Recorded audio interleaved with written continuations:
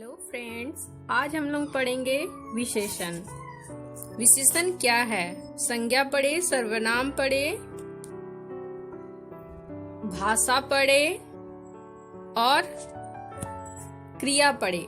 आज हम लोग पढ़ेंगे विशेषण। जो शब्द संज्ञा या सर्वनाम शब्द की विशेषता बताते हैं उसे कहते हैं विशेषण। ध्यान से सुनिए। जो शब्द संज्ञा या सर्वनाम शब्द की विशेषता बताते हैं उसे कहते हैं विशेषण। जो शब्द संज्ञा या सर्वनाम शब्द का विशेषता बताते हैं उसे क्या कहते हैं? विशेषण। ठीक है।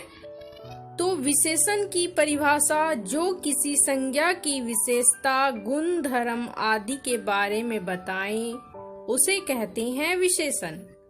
अब विशेषण एक अविकारी शब्द है जो हर हालत में संज्ञा या सर्वनाम की विशेषता बताता है।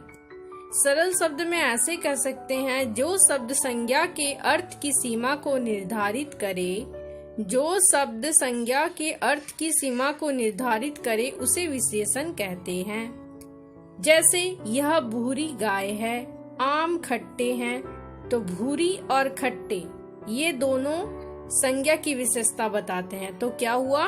विशेषण। घोड़ा काला है, तो काला विशेषण। उसके गुण, उसके दोष सभी को बताते हैं, उसे क्या कहते हैं? विशेषण।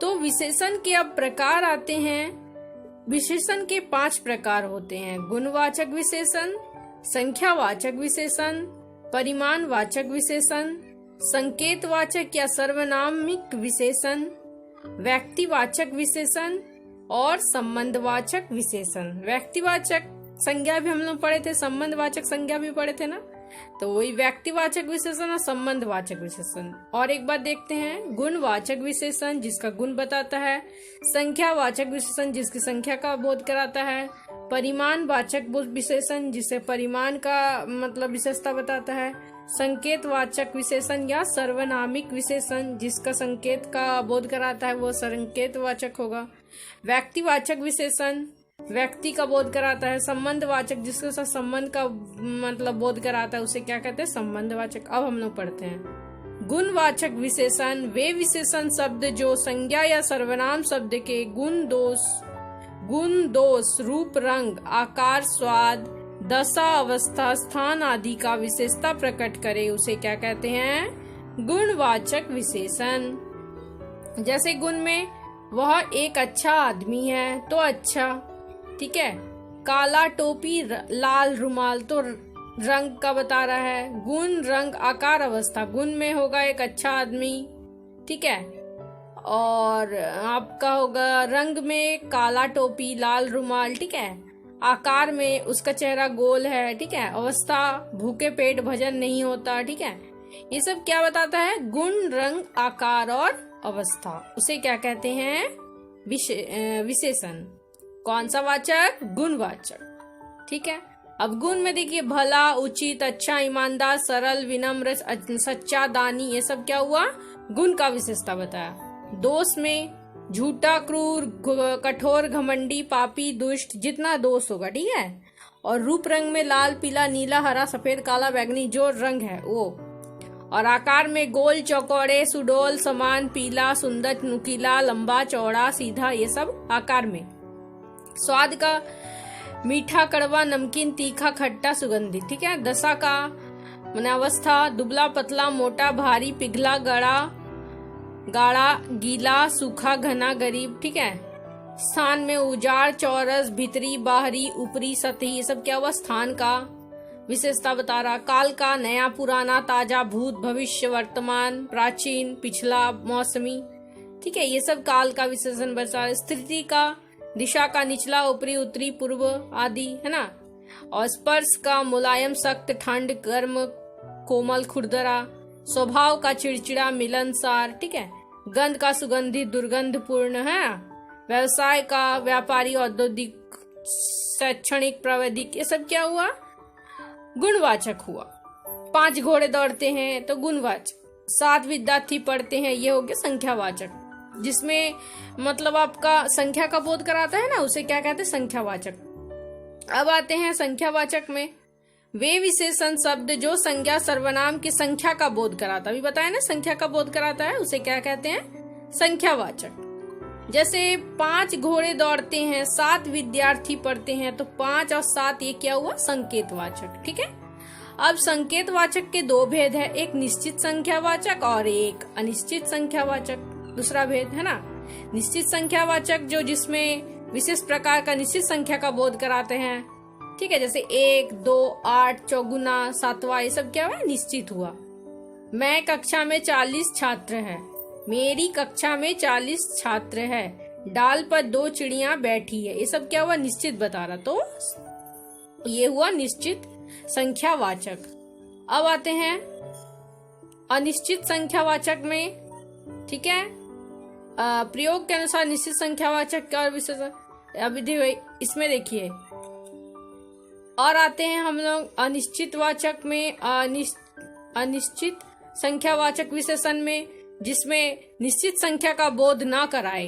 वे विशेषण शब्द जिसमें विशेष की निश्चित संख्या का बोध ना कराते हो, उसे कहते हैं अनिश्चित संख्यावाचक। ठीक है, जैसे कई, कुछ, सब, थोड़ा, है ना, सैकड़ों, ये सब क्या हुआ, जैसे बम के भय से कुछ लोग बेहोश हो गए, तो कुछ लोग, ये तो मतलब निश्चित संख्या नहीं है ना, अनिश्चित है, तो ये अनिश्चित संख्यावाचक हो गया। कुछ फल खाकर ही मेरी भूख मिट गई, तो कुछ फल है ना, कुछ देर बाद हम चले जाएंगे, तो कुछ, कोई मतलब निश्चित नहीं है, अनिश्चित है। ठीक है। अब आते हैं परिमाणवाचक।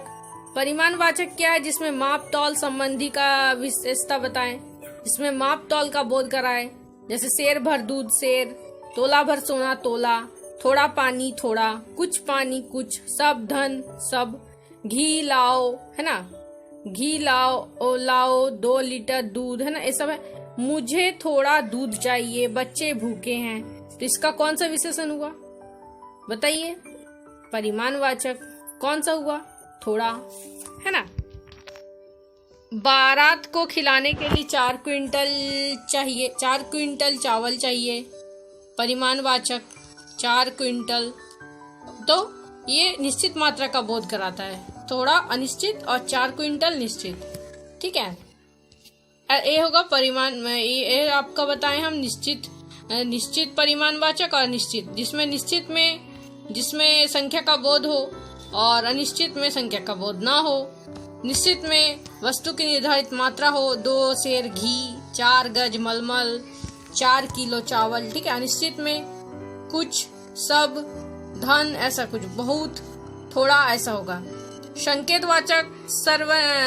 संकेतवाचक या सर्वनामिक विशेषण में जो शब्द संज्ञा या सर्वनाम के संकेत करते हो, उसे कहते हैं संकेतवाचक। जो शब्द संज्ञा या सर्वनाम के संकेत करते हो, उसे क्या कहते हैं, संकेतवाचक। मैं, तू, वह, है ना, ये सब क्या है, संकेतवाचक। जैसे वह गाय दूध देती है, वह, यह पुस्तक मेरी है, मेरी, है ना, तो ये सब क्या है, सर्वनामिक या कौन सा बताएं, संकेतवाचक विशेषण। ठीक है ना। अब सर्वनामिक में आपका भेद है, मौलिक सर्वनामिक और यौगिक सर्वनामिक, है ना, 2 भेद है। मौलिक में जो बिना रूपांतर के संज्ञा के पहले आता है, यह घर, वह लड़का, कई नौकर इत्यादि, ये सब आता है।